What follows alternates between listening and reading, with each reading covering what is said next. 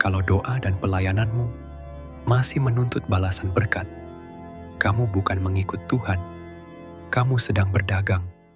Bersyukur saudara bisa mendengarkan firman pada saat ini sehingga menangkap apa yang mungkin Anda belum pernah dengar sebelumnya. Apalagi terkait dengan kehidupan Ayub.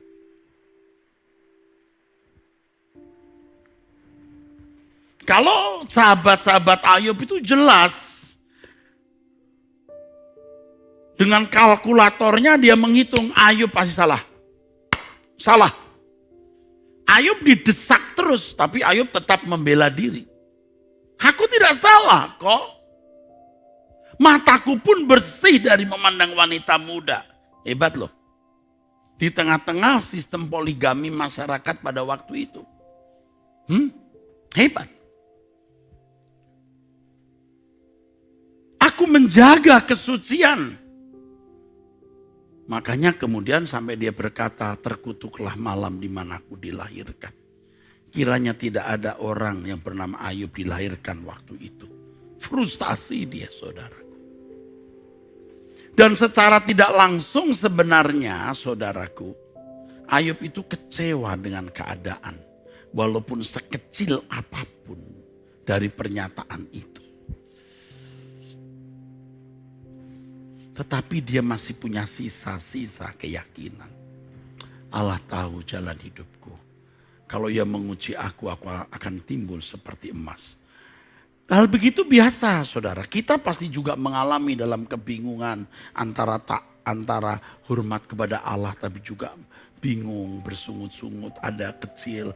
Sementara terima kasih untuk segala sesuatu yang kau izinkan terjadi dalam hidupku. Tapi hati kecil kita mengatakan, why?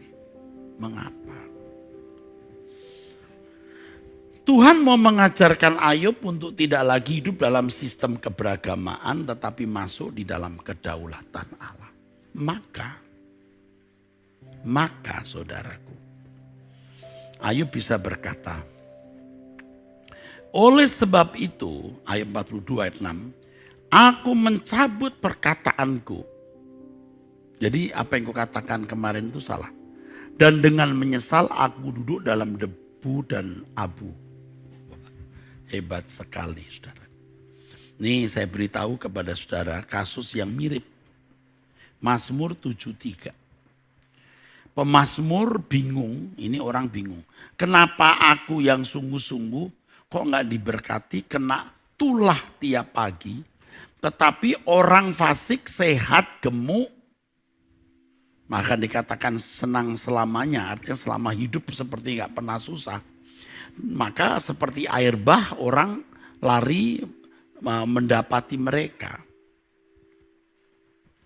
Kesakitan tidak ada pada mereka, sehat dan gemuk tubuh mereka. Tetapi aku tiap pagi kena tulah atau hukum, kena hukum maksudnya. Sesungguhnya itulah orang fasik, mereka menambah harta dan senang selamanya. Sia-sia aku mempertahankan hati yang bersih dan membasuh tanganku tanda tak bersalah. Sepanjang hari aku kena tulah dan hukum setiap pagi. Seandainya aku berkata seperti itu, aku berkhianat kepada angkatan anak-anakmu. Artinya kalau aku kecewa, menyesal, menyalahkan keadaan, aku tidak bisa mewariskan kebenaran kepada anak cucu. Lalu dia menemukan jawabnya. Jawabnya apa? Nanti. Ya. Nanti. Ketika ke dalam tempat kudus Allah memperhatikan kesudahan mereka. Ya, mereka akan hancur dalam sekejap. Rupa mereka kau pandang hina. Nah itu. Nanti belakangan. Ketika hatiku merasa pahit dan buah pinggangku menusuk-nusuk rasanya. Aku dungu dan tidak mengerti. Seperti hewan aku di dekatmu. Maksudnya seperti hewan apa? Habis akal. Tidak bisa menganalisa lagi. Why? Tapi gak bisa menganalisa. Mengapa? Tapi dengan nasihatmu engkau menuntun aku. Dan kemudian engkau mengangkat aku dalam kemuliaan. Nah hasilnya ini. Siapa gerangan ada padaku di surga selain engkau? Selain engkau tidak ada yang kuingini di bumi. Sekalipun dagingku dan hatiku habis lenyap, gunung batuku dan bagianku tetaplah Allah selama-lamanya. Orang yang berhenti dalam konsep transaksional dengan Allah itu hanya punya satu keinginan, Tuhan. Mau anaknya jadi apa, mau hartanya jadi apa, mau reputasinya bagaimana, mau karirnya mau bagaimana, tidak masalah. Yang penting aku memiliki engkau dan engkau memiliki aku. Baru masuk lingkaran. Baru masuk lingkaran. Kalau sebelumnya transaksional, dan yang transaksional ini mesti punya kepentingan. Tapi ingat loh saudara, kalau orang sudah tidak transaksional, dia masuk dalam persekutuan dengan Allah di pihak Allah. Bukan berarti lalu jadi miskin. Ayub mendapat 2 kali lipat. Kalau kita bukan 2 kali lipat, 100 kali lipat. Tapi nanti, jangan sekarang. Lagi pula kalau orang sudah tidak transaksional dengan Allah, itu orang yang juga tidak akan minta apa-apa kepada Allah. Tidak ada. Yang dia inginkan itu hanya bagaimana bisa melakukan kehendak Bapa dan menyenangkan hatinya. Supaya anakku sehat, hartaku aman, lindungi. Itu kan masih cari kesenangan, saudara. Tapi kalau orang sampai tingkat, biarlah hanya engkau yang disukakan Tuhan. Oh, itu sudah tidak transaksional. Tidak ada itu khotbah yang mengatakan, maksud saya kalau orang tidak transaksional sudah enggak lagi 30 kali lipat, 60 kali lipat, 100 kali lipat, enggak ada. Dibalaskan kebaikan. Tuhan, aku melayani engkau biar engkau tidak memberkati hidupku. Aku melayani engkau, menyenangkan engkau walaupun umurku jadi pendek. Tuhan, aku hanya mau menyenangkan engkau. Nah, itu baru. Itu baru benar.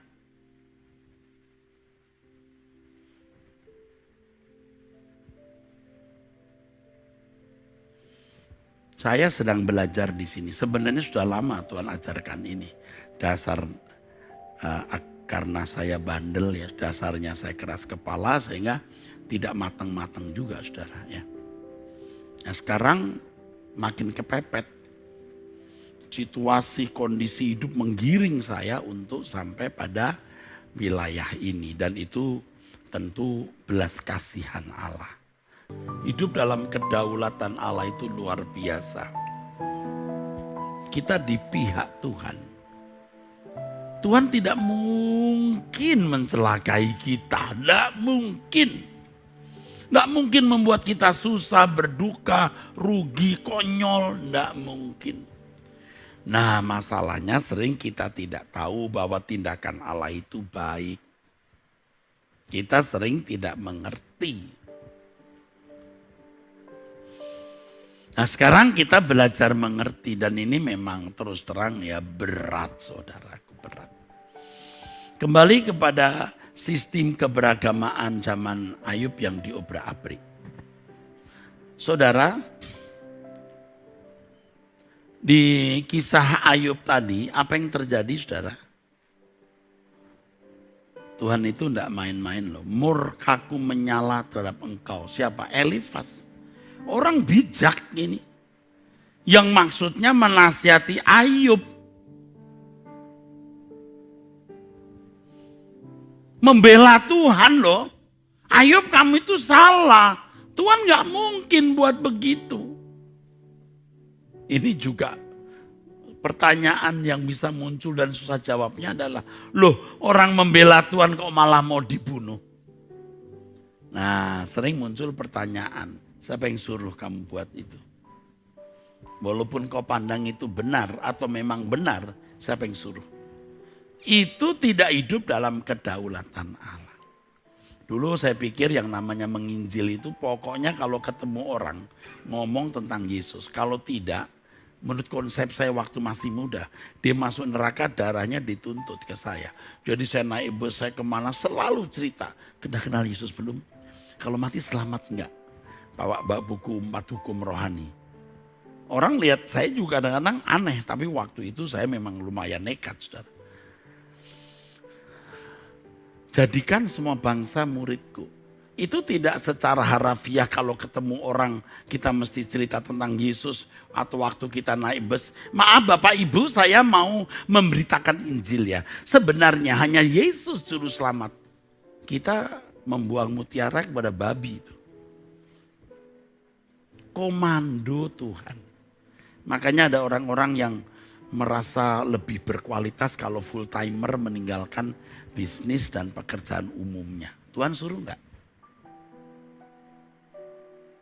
Dulu kita mau bikin kegiatan pelayanan misi ke sana, misi ke situ, bikin ini, bikin itu. Mau bangun gedung yang besar, bisa nampung, lalu wah Tuhan suruh enggak? Saya tidak katakan orang bangun gedung itu salah, tapi Tuhan suruh enggak? Dan terus terang banyak agenda pribadi di dalam itu. Wah saya takut saudara nanti kalau mati. Lalu Tuhan tanya, Tuhan suruh enggak? Mati saya. Hah? Sekarang saja mulai tanya apa Tuhan suruh saya ya bangun STTE. Sudah terlanjur ini. Ya sudah. Saya bawa ke dalam tangan Tuhan. Ini pasti bisa menjadi sarana untuk Tuhan. Tetapi selanjutnya ya harus dengar-dengaran. Hidup di dalam kedaulatan Allah, saudara. Nah sebagai anak-anak Allah kita itu sudah tidak boleh transaksional lagi. Lihat Lukas 15 anak yang terhilang. Dia mengambil bagian pergi, foya-foya. Dia nggak jaga perasaan bapaknya. Si sulung juga nakal. Adiknya pulang, papanya senang-senang bikin sukacita, bikin pesta untuk merayakan hidupnya kembali anak yang hilang. Anak yang sulung tidak mau masuk. Anak celaka, anak bajingan itu pulang bapak rayakan. Lah saya anak kambing saja tidak bapak kasih. Wah bapaknya berkata weleh, weleh, weleh. Aku yang aku punya, kamu punya. Itu gak ngerti kan? Tidak seperasaan dengan Allah. Dia tidak ada di dalamnya. Itu transaksional lagi tuh. Aku sudah kerja dengan papa. Engkau tidak memberikan apa-apa kepadaku. Loh, yang papa punya ya kamu punya. Ini bukan berarti nanti saudara sembarangan ya. Yang bapak punya aku punya. Sembuh sekarang kamu dalam nama Yesus. Komando kedaulatan Allah. Saudara jujur saja ya kita ini sering tidak mau hidup dalam kedaulatan Allah. Kita memiliki diri kita sendiri. Ada banyak alasan untuk membela diri, untuk permisif. Kita puas mau ngomong apa saja, kita puas mau bertindak apa saja, kita puas mau memiliki barang apa saja. Mengerikan saudaraku. Mengerikan saudara. Maka sekecil apapun benih pemberontakan yang masih bersisa dalam hidup kita harus dibunuh. Supaya kita bisa hidup di dalam kedaulatan Allah.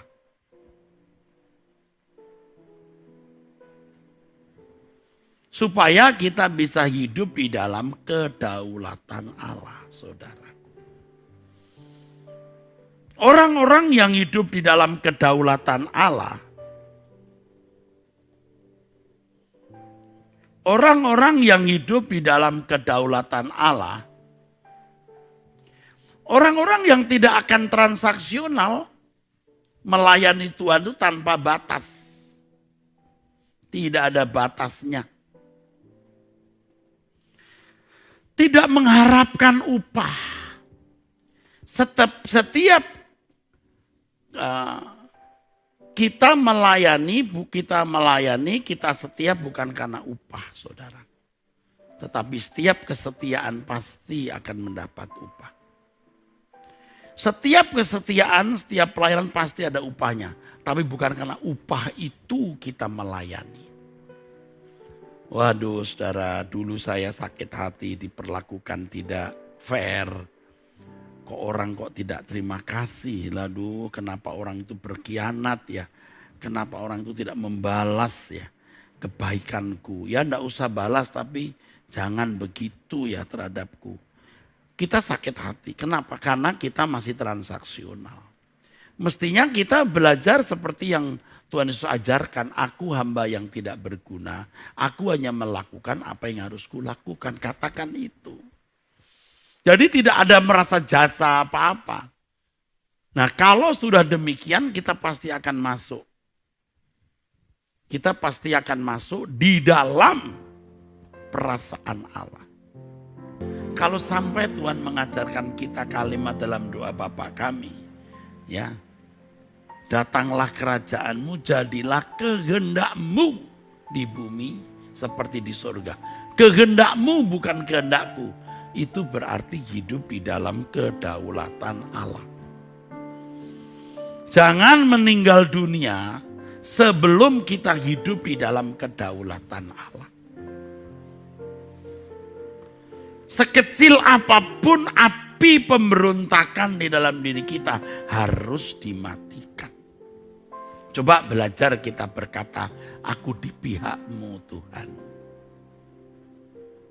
Aku tidak punya kepentingan apapun, hanya Engkau satu-satunya kepentinganku. Memang ini tidak mudah saudaraku.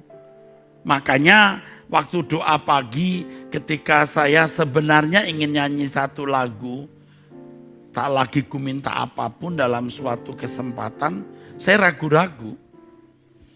Ya hari itu pertama jumlahnya menembus angka 2.200. Wah ini banyak orang baru ini. Lalu kalau kemudian saya hajar dengan kalimat tak lagi ku minta apapun. Padahal rata-rata maksud saya sebagian mereka ikut doa itu karena punya masalah. Yang suatu sakit lah, saudaranya sakit, macam-macam. Saya baca dalam chatting itu. Ya, karena saya lihat di chatting itu begitu. Jadi saya urungkan mengajak nyanyi lagu itu. Takut mereka nggak mampu. Jadi saya urungkan. Tapi saya berpikir nanti kalau ada kepentingan. Ada satu saat tertentu.